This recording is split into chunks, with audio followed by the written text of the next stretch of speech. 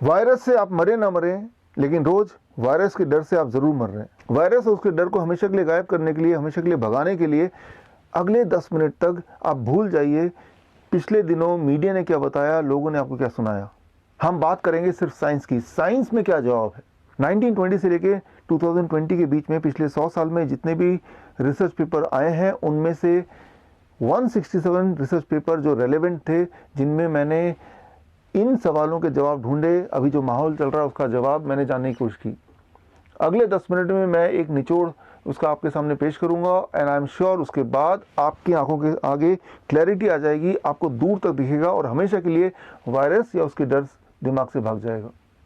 हम वायरस की बात कर रहे हैं। Virus, total number of virus पूरे दुनिया में कितने हैं, इस ब्रह्मांड में कितने हैं, दैट इज इक्वलेंट टू 10⁻31। यानी कि एक के आगे 31 जीरो लगा दें तो इतने सारे वायरस हमारे आसपास इस पृथ्वी में हैं। इतने सारे वायरस कितने होते हैं, हर वायरस को पकड़ के अगर एक के बाद एक के बाद एक के बाद एक के बाद लाइन से लगा दें तो वो लाइन इतनी लंबी हो जाएगी, लगभग 100 मिलियन लाइट ईयर्स। मैं 100 मिलियन किलोमीटर नहीं बोल रहा हूँ, 100 million light years. 100 million light year कितना होता है आप अंदाजा भी नहीं लगा सकते। और अगर हम बैक्टीरिया की बात करें तो बैक्टीरिया की जो संख्या है वो वायरस से भी 1000 लाख गुना ज़्यादा है। मैं 1000 गुना ज़्यादा नहीं बोल रहा हूँ, 1000 लाख गुना ज़्यादा है। इतना ज़्यादा कि आपके दांतों के बीच में जो फंसा हुआ छोटा सा प्लैक है उसको निकालेंगे तो उसमें भी जो वायरस की, जो बैक्टीरिया की काउंटिंग होगी वो होगी लगभग 10⁻11। 10⁻11 कितना होता है, वो इतना होता है जितने इंसान इस दुनिया में अब तक पैदा हुए हैं वो टोटल कर लें तो इतना होता है। यहाँ तक कि इस वक्त आपके पेट में लगभग 1 किलो बैक्टीरिया है। पूरे एक साल में जितना मल आप निकालते हैं, जितना फिसीज निकालते हैं, उसमें से अगर सारे बैक्टीरिया को इकट्ठा कर लें तो उसका जो वेट होगा, उसका जो भार होगा वो आपके बॉडी वेट के बराबर होगा। हम वायरस और बैक्टीरिया से घिरे ही नहीं, बल्कि हम वायरस और बैक्टीरिया के बने हैं। आपके जो टोटल सेल्स हैं उसमें से 90% सेल्स तो बैक्टीरिया ही है। जो 10% सेल्स हैं वो आपके अपने सेल्स हैं। यानी कि जब आप मरेंगे तो वो 10% सेल्स ही मरेंगे, बाकी तो बैक्टीरियाज हैं, पैथोजेंस हैं जो आपके बॉडी से माइग्रेट करके कहीं और चले जाने वाले हैं। उन लाखों तरह के वायरस, मैंने ये जानने की कोशिश की कि कितने तरह के वायरस में बैक्टीरिया होते हैं, कितने टाइप्स ऑफ। किसी जर्नल में लिखा है लगभग 1,20,000, तो किसी में लिखा है शायद 10 करोड़। इसका कोई गिनती नहीं, इसका अनुमान है ही नहीं। चाहे वो 1,20,000 हो, चाहे 10 करोड़ हो, उनमें से एक है कोरोना वायरस। और ये जो कोरोना वायरस है वो तब से है जब से ये पृथ्वी है, शायद हम इंसान के पैदा होने से पहले से। हो सकता है हजारों बार आपको जुकाम हुआ, बुखार हुआ, फ्लू हुआ, उनमें से कभी ना कभी कोरोना वायरस भी रहा हो उसका जिम्मेदार।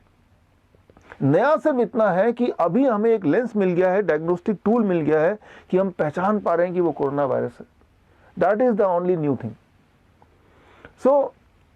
ऐसे में ये सोचना कि कोरोना वायरस से बचने के लिए हम दरवाज़ा बंद करके घर में रहें या हाथ को सैनिटाइजर धो लें, वो कुछ ऐसा ही होगा कि कोई आपको उठा के समुद्र के बीच में फेंक दे और मैं आपको एक छाता पकड़ाऊं, वो भी जिसके चिथड़े उड़े हैं कि इस छाते से पानी से बच लीजिए। आप बच ही नहीं सकते, क्योंकि हम इसके बने हैं, हम इससे घिरे हैं।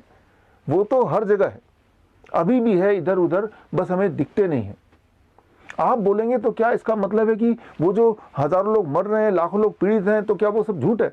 ये सब कुछ सही है कि 10,000 लोग या 11,000 लोग मर चुके हैं कोरोना वायरस से, लेकिन इससे बड़ा एक और सच है। अगर वो सच आपने नहीं जाना तो आप जरूर मारे जाएंगे। मैं उस सच को आपके सामने पेश कर रहा हूं एक उदाहरण के माध्यम से। इमेजिन कीजिए आपके सामने एक खूंखार जंगल है, उस जंगल को आपको पार करना है। उस जंगल के गेट के सामने बहुत सारे दुकानें लगी हुई हैं, वो सारे हैं वेपन्स की दुकानें, औजार की दुकानें, और वो सारे दुकानदार अलग अलग जानवरों के औजार बेच रहे हैं। एक दुकान में गुलेल रखा हुआ है कि भाई जंगल के अंदर बहुत सारे खतरनाक पक्षी हैं, चिड़िया हैं, उनको मारने के लिए गुलेल ले जाइए। एक दुकानदार भालू के लिए कोई चाकू बेच रहा है कि ये चाकू से भालू मर जाएंगे या भाग जाएंगे, ये भी खरीद लीजिए। तो अलग अलग जानवरों के अलग अलग वेपन्स बिक रहे हैं, और सारे दुकान के ऊपर टीवी स्क्रीन लगा हुआ है, और जिस टीवी स्क्रीन में उनकी पब्लिसिटी चल रही है। लेकिन उनमें से जो बंदर वाले दुकान का जो टीवी स्क्रीन है, बंदर वाले दुकान में डंडे मिल रहे हैं। ये डंडा ले जाइए, जंगल में बहुत सारे खतरनाक बंदर हैं जो आपके मोबाइल फोन को छीन सकते हैं, आपके कपड़ों को फाड़ सकते हैं, आपको मार सकते हैं थप्पड़, या आपको इवन मार डाल सकते हैं। उन सारे स्क्रीन में, टीवी में जो बंदर वाला जो दुकानदार का टीवी है वो ज्यादा बड़ा है, उसमें से ज्यादा आवाजें आ रही हैं। आपका सारा ध्यान बंदर से बचने पे है। कैसे भी करके मुझे बंदर से बचना है, एक के बजाय 2 डंडे ले गए और जंगल से जब निकल रहे हैं तो आपका सारा ध्यान है कि बंदर तो नहीं, कैसे बचूं। आप ये भूल ही चुके हैं कि भाई इस जंगल में बंदर से हजारों गुना ज्यादा खूंखार वो शेर भी है, हाथी भी है और लोमड़ी भी है। सो मैं ये बोलना चाह रहा हूं कि ये ठीक बात है कि कोरोना वायरस है, जिससे 10,000 लोग मरे भी हैं, या 11,000 या 12,000, आने वाले दिनों में 20,000 भी हो सकते हैं। लेकिन याद रखिए और बहुत सारे जानवर भी तो हैं। हर साल डेंगू से 25,000 लोग मरते हैं, टिटनेस से 40,000 लोग मरते हैं, ट्यूबरकुलोसिस के बैक्टीरिया से 15 लाख लोग मरते हैं, हेपेटाइटिस के वायरस से, hepatitis A, B, C, D, E together करीब 14 लाख लोग मरते हैं। हम में से हर तीसरे इंसान के लिवर में हेपेटाइटिस B जो वायरस है वो है, और उनमें से करीब 5% लोग उस वायरस की वजह से मरने वाले हैं। अब ऐसे में अगर हम अपना सारा कंसंट्रेशन सिर्फ उस एक कोरोना वायरस पे लगा दें जिससे 10,000 या 20,000 लोग मरे हैं या मरने वाले हैं, तो आप याद रखिए कि टोटल काउंटिंग अगर कर लें हर तरह के पैथोजन से हर साल मरने वाले लोगों की, वो है लगभग एस्टिमेटेडली 1,70,00,000। 1,70,00,000। टिटनेस भी इसमें जोड़ लो, ट्यूबरकुलोसिस भी जोड़ लो, रेबीज भी जोड़ लो, 1,70,00,000। और 1,70,00,000 में कोरोना वायरस का जो कंट्रीब्यूशन है दैट इज 10,000। तो कोरोना वायरस पे सारा ध्यान होना कुछ इस प्रकार है, इमेजिन कीजिए कि आपके घर में एक चूहा घुस आता है, और मैं आपको समझाता हूं, देखिए ये चूहा बड़ा खतरनाक है, यह आपके खाने को खा जाएगा, आपकी किताबों को फाड़ देगा, आपको बहुत नुकसान करेगा। चूहे को मत छोड़िए, इसको मार डालिए, इसको भगा दीजिए।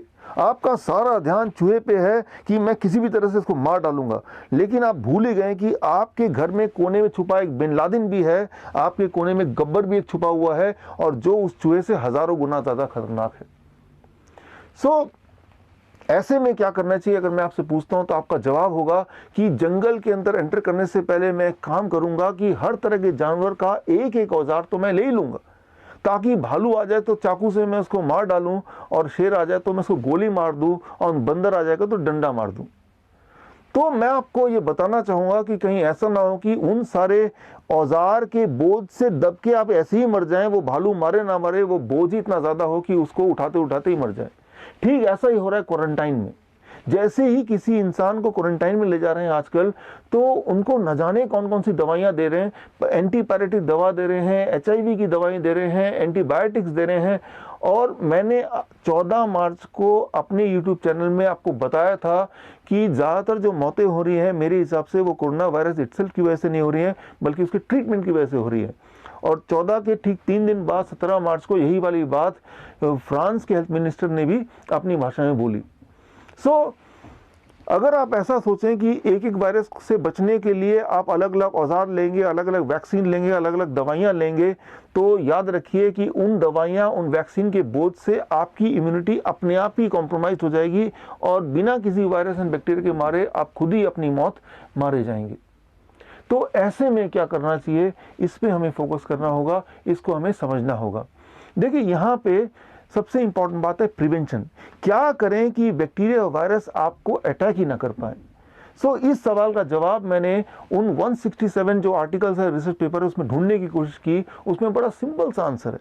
सिंपल आंसर ये कि अगर आपके ब्लड प्लाज्मा में अबाउट 50 माइक्रोमोल पर लीटर के आसपास विटामिन सी की मात्रा होती है, तो 80% चांसेस हैं कि बैक्टीरिया और वायरस आप पे अटैक नहीं कर सकते, और अटैक करेंगे भी तो हमारी इम्यूनिटी लड़ के उसको हरा देगी और आपको पता तक नहीं चलेगा। इस बात को समझने की कोशिश कीजिए कि 2 बातें यहाँ पे हैं। एक तो क्या हम करें कि हमारे बॉडी में, हमारे ब्लड प्लाज्मा में 50 माइक्रोमोल पर लीटर के आसपास का विटामिन सी हो। उसका तरीका बहुत ही आसान है। उसके लिए आपको रोज़ या तो 2 आप मौसमी खाइए चबा चबा के इसका जूस निकाल के, या फिर आप 1 अमरूद लीजिए, या फिर आप 3 मीडियम साइज़ का आम लीजिए। इनमें से कोई भी एक चीज़ अगर आप रोज़ खाएंगे, एक नियम बना लेंगे, तो रोज़ आपके बॉडी में 0.2 ग्राम विटामिन सी जा रहा है। बस इतना ही करना है। माइनस एनिमल प्रोटीन को कम कर दीजिए। एनिमल प्रोटीन मतलब जानवरों से निकला हुआ प्रोटीन। कोई भी ऐसा फूड जो जानवरों से निकलता है, जैसे डेयरी प्रोडक्ट है, अंडा है, मीट है, मछली है, इन सब में जो एनिमल प्रोटीन होता है, वो एनिमल प्रोटीन विटामिन सी के एक्शन को डैम्पन कर देता है, डिप्रेस कर देता है। और ऐसे में सारी दिक्कतें होती हैं, और ऐसे में हमारी इम्यूनिटी कॉम्प्रोमाइज हो जाती है। हमारी इम्यूनिटी एक्चुअली काम कैसे करती है? बड़ा सिंपल है।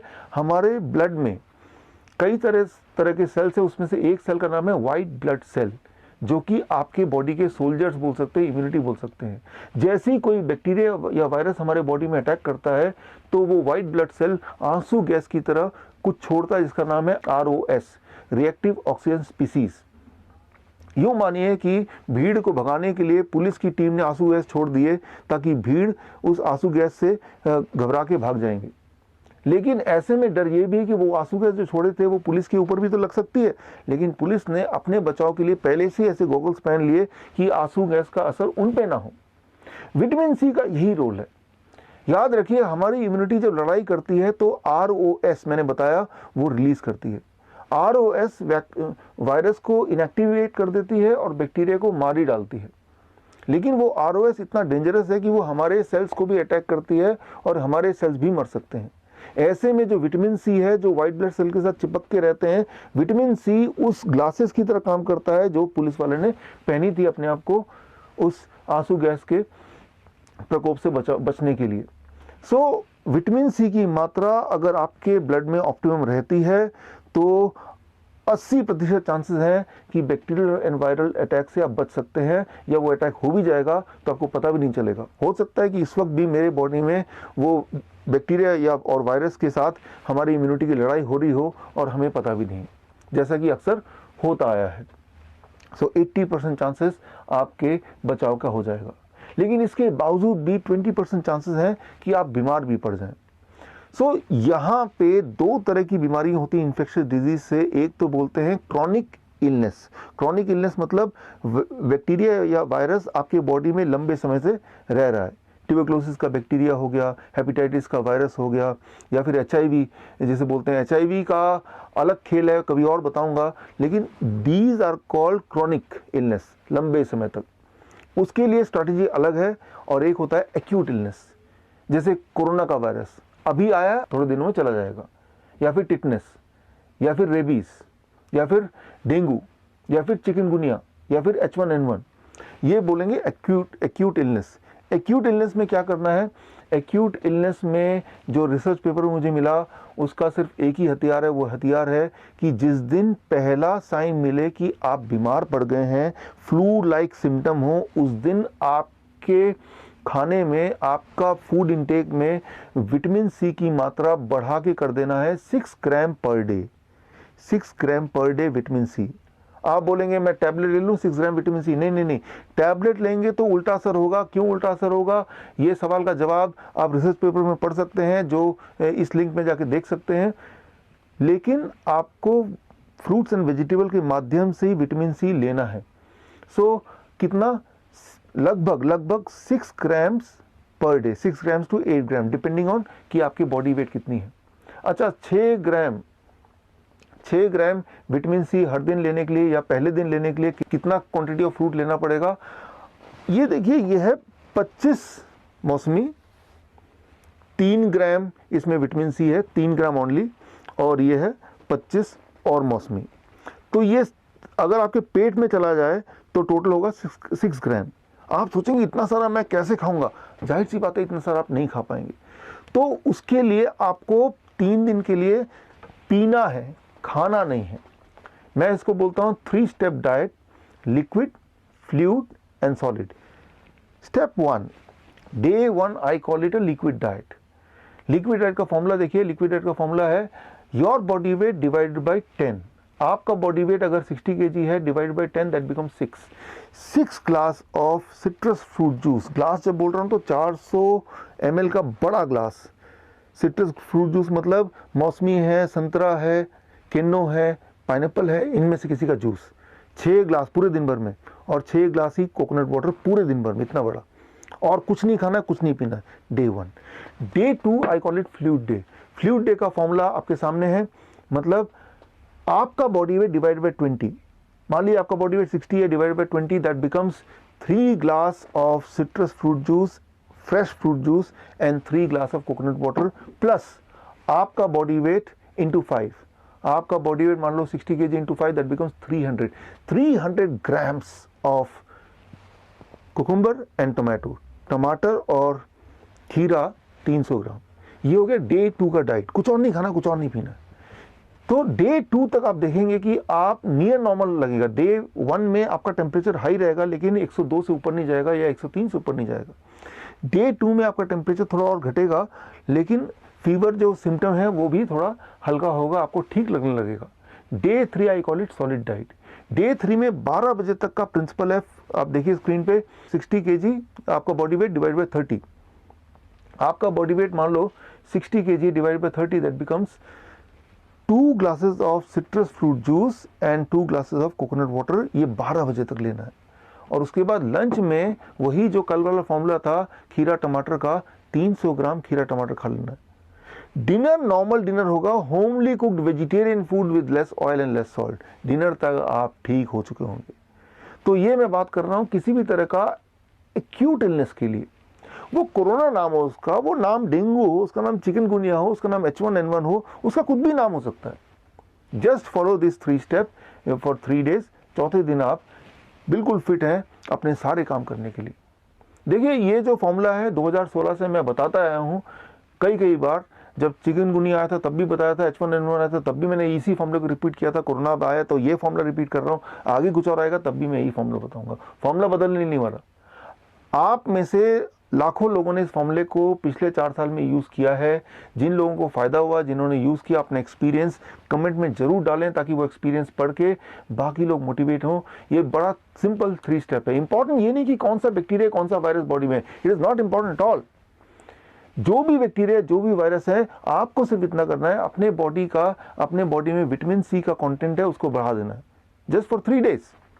सो mineral balance, hydration and vitamin C, ये तीनों जब कंबाइन होते हैं तो हमारी बॉडी की शक्ति बढ़ जाती है और वो एकदम से किसी वायरस को, बैक्टीरिया को बॉडी से बाहर भगाने में वो समर्थ होते हैं। तो मैं बात कर रहा था एक्यूट इलनेस, अब मैं बात कर रहा हूँ क्रॉनिक इलनेस की। क्रॉनिक मतलब लंबे समय तक, ट्यूबरक्लोसिस हो गया, हेपेटाइटिस हो गया। ऐसे इलनेस को भगाने के लिए थोड़ी पेशेंस की ज़रूरत है, 3 महीना, क्योंकि लगभग 3 महीने में आपका पूरा खून नया हो जाता है और इतना समय लगेगा वायरस से अपने बॉडी को से छुटकारा पाने के लिए। सो 3 महीने के लिए क्या करना है, इसका नियम बड़ा सिंपल है, इट इज कॉल्ड 2% रूल। याद रखिए 2% रूल। 2% रूल का सिर्फ 2 ही स्टेप है। पहला स्टेप, अपने बॉडी वेट का 2%। मेरा बॉडी वेट है 70 kg। 70 kg का 2% होता है 1400 ग्राम्स, 1400 ग्राम। तो आपको अगले 3 महीने के लिए इतना करना है कि 1400 ग्राम फ्रूट्स एंड रॉ वेजिटेबल खाना है एज ए मेडिसिन। 1400 ग्राम का आधा फ्रूट्स यानी कि 700 ग्राम फल खाना है और 700 ग्राम ही कच्ची सब्जी, ये बन गई दवा। और इसके अलावा बाकी सारा रोटी सब्जी दाल चावल वो तो चलेगा ही चलेगा, लेकिन ये एडिशनल है, दैट बिकम्स मेडिसिन। दूसरा रूल ये है कि सिर्फ 2 तरह की चीज़ों को परहेज करना है, अपने फूड आइटम्स हटाना है। एक वो चीज़ जो जानवरों से निकलती हो, एनिमल फूड, डेयरी प्रोडक्ट है, अंडा है, चिकन है, और दूसरा वो जो फैक्ट्री से निकलती हो, जैसे बिस्किट है, ब्रेड है, इन तरह की चीज़ों को छोड़ दीजिए एटलीस्ट फॉर नेक्स्ट 3 मंथ्स। तो मैंने अभी तक आपको जो बताया, आपके दिमाग में बहुत सारे सवाल आए होंगे, ज़रूर वो सारे सवाल नोट कर लीजिए। कल शाम को मैं आपसे मिलूँगा लाइव, और जो चैनल का नाम है सामने लिखा हुआ है, टाइम वगैरह सब लिखा है, आप मुझसे चैनल में यूट्यूब चैनल में जाकर जुड़ सकते हैं और जो भी आपके सवाल है आप मुझसे पूछ सकते हैं। आप थोड़ी मेहनत कीजिए, जो रिसर्च पेपर है उसमें जाइए, वो सब पढ़िए, दिमाग में जितने सारे सवाल भरे हैं सारे लिखिए, और कल एक बार फिर मिलते हैं लाइव, आपके सवाल मेरे जवाब। मैं ये चाहता हूँ कि वायरस से तो हम लड़ ही लेंगे, लेकिन ये जो डर है इसको भगाना है। घर में बंद होके नहीं, हाथों को सैनिटाइजर से धो के नहीं, अपने नॉलेज को बढ़ा के, अपने एजुकेशन को बढ़ा के। उम्मीद करता हूँ हम कभी ना कभी दोबारा मिलेंगे। ऑल द बेस्ट, धन्यवाद, जय हिंद।